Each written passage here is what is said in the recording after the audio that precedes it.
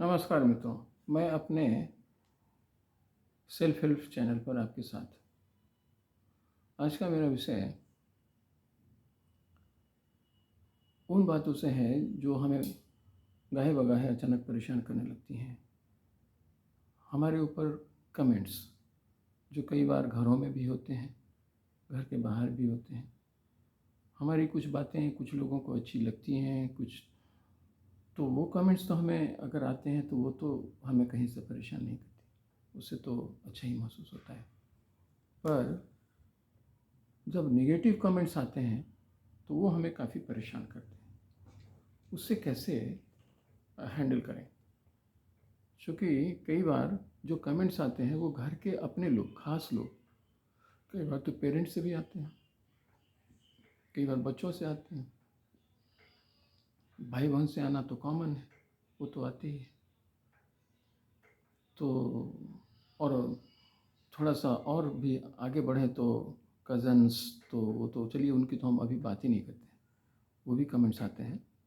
परंतु जो लोग ज़्यादा परेशान होते हैं, बिल्कुल जो फर्स्ट रिलेशनशिप है, जो अपना न्यूक्लियस फैमिली है, उसके जो कमेंट्स आते हैं तो उससे ज़्यादातर हम लोग परेशान हो जाते हैं। और निगेटिव कमेंट्स, ऑफ कोर्स मैं उसकी बात कर रहा हूँ।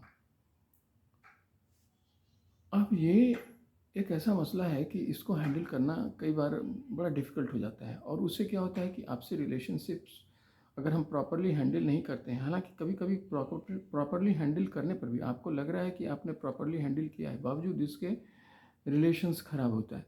मतलब आप उसे इस तरह से हैंडल नहीं कर पाएंगे, नहीं कर पाते हैं, या हम लोग नहीं कर पाते हैं कि वो चीज़ें ठीक ठाक हो पाएँ। ज़्यादातर वो और भी डिटेरियोरेट होने की संभावना बिल्कुल साफ साफ रहती है और रहती ही है, उसमें कोई दो राय नहीं है। लेकिन उससे मामला बनता तो नहीं, बिगड़ता ही है, ये भी बात सच है।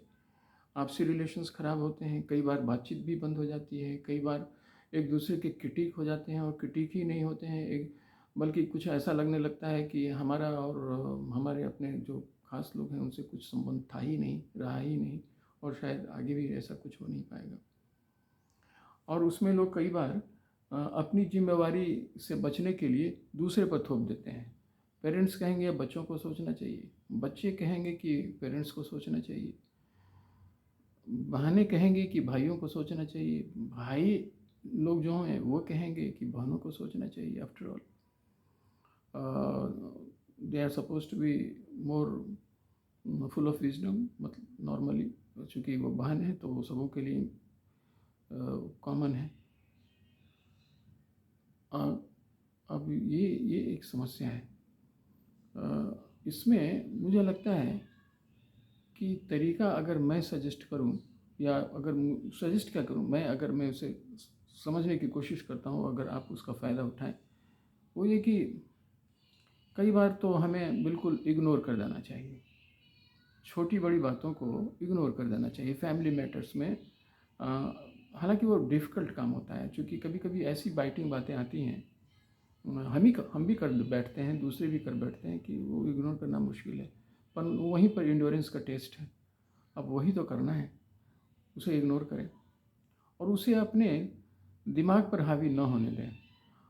और दिमाग पर हावी हो भी गया तो अपने क्रियाकलाप पर हावी न होने दें। दिमाग को तो आप बाद में समझा लेंगे, लेकिन क्रियाकलाप जो हो जाएगी नेगेटिव तरीके से, तो वो तो हो जाएगी, तो वहाँ से तो फर्दर डिटोरेशन शुरू होगा। तो वैसे में मुझे लगता है कि वो एक पहला हमारा स्टेप होना चाहिए कि क्रियाकलाप में अपने जो नेगेटिव फीलिंग्स हैं, जो डिफेंड करने के, या डिफेंड तो हम कर ही सकते हैं, लेकिन अगर उनके प्रतिकूल जाने के, उन्हें हम परिमार्जित ही रखें जितना कुछ संभव हो, और इसके बाद तब अपने दिमाग को समझाने की कोशिश करें कि चलिए अगर इन्होंने कुछ मीन किया होगा, कुछ कहा होगा, तो चलिए कोई बात नहीं है, वो सब चलता रहता है, छोटी छोटी चीज़ बातें होती रहती हैं। बड़े बड़े संबंध को बनाए रखने के लिए छोटी छोटी बातों को इग्नोर करना भी ज़रूरी है, ये बात भी सच है। एक तरीका ये है, अगर इससे काम बन गया तब तो ठीक ही है, आगे चीज़ें फिर अच्छी भी हो जाने की संभावना पूरी की पूरी रहती है, ऐसा नहीं है कि वो बिल्कुल ख़राब ही हो जाता है। दूसरा ये कि इसमें हमें ये भी देखना चाहिए कि कहीं कोई वैलिडिटी है भी या नहीं। अगर कुछ बातें नेगेटिव तरीके से हमारे बारे में की गई हैं तो हम एक न्यूट्रल ऑब्जर्वर बन करके क्या हम उसे देख सकते हैं।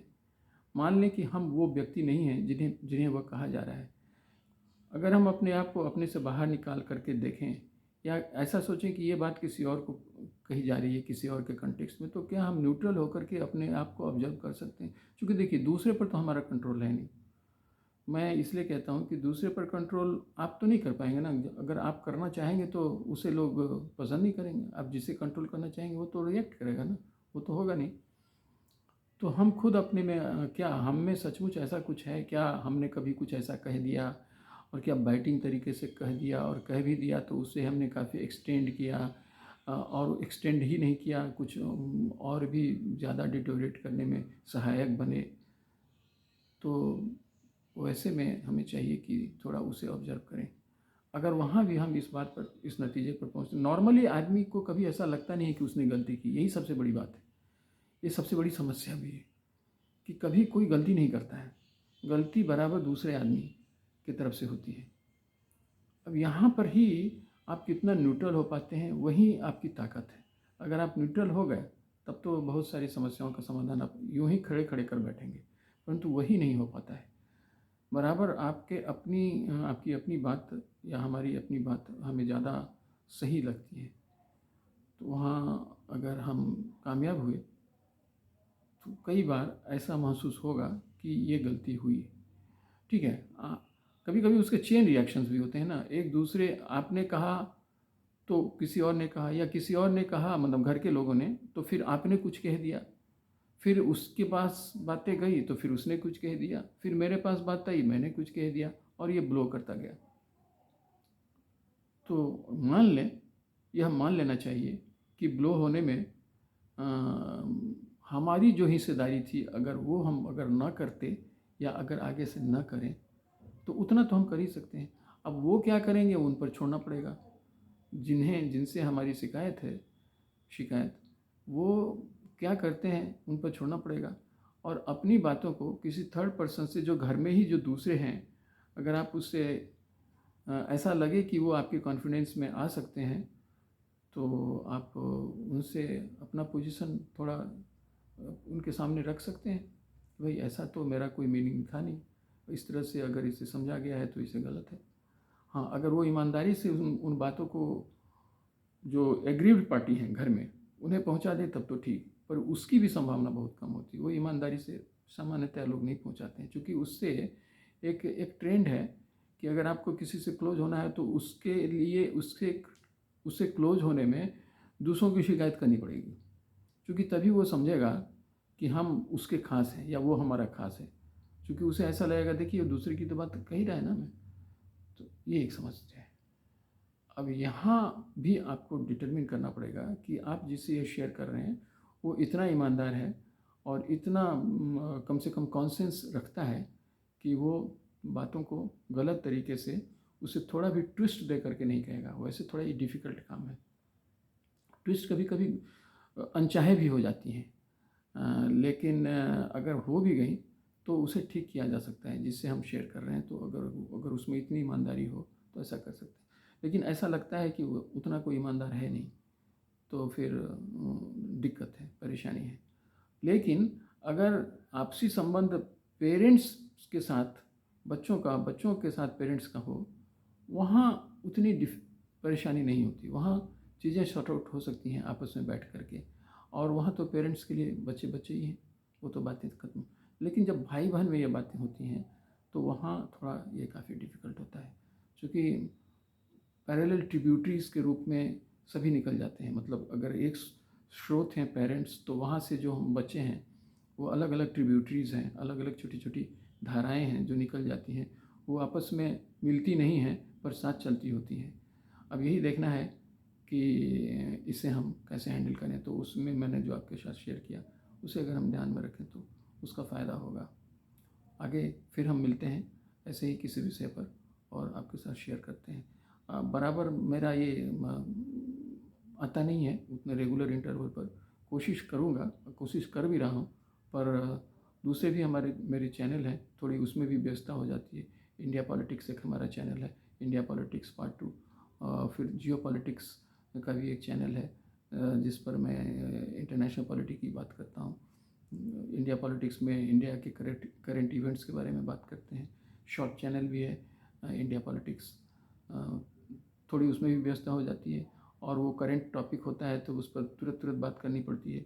और ये तो हमारे अपने सेल्फ हेल्प की का हमारा चैनल है, तो पर इस पर भी मैं आ ही रहा हूँ, आते भी रहूँगा। थोड़ी फ्रीक्वेंसी कम भी रह सकती है, उसके लिए आप मुझे क्षमा करेंगे। धन्यवाद। जय हिंद।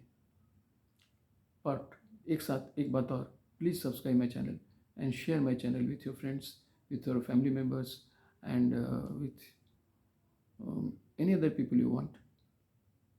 चलिए, थैंक यू once again.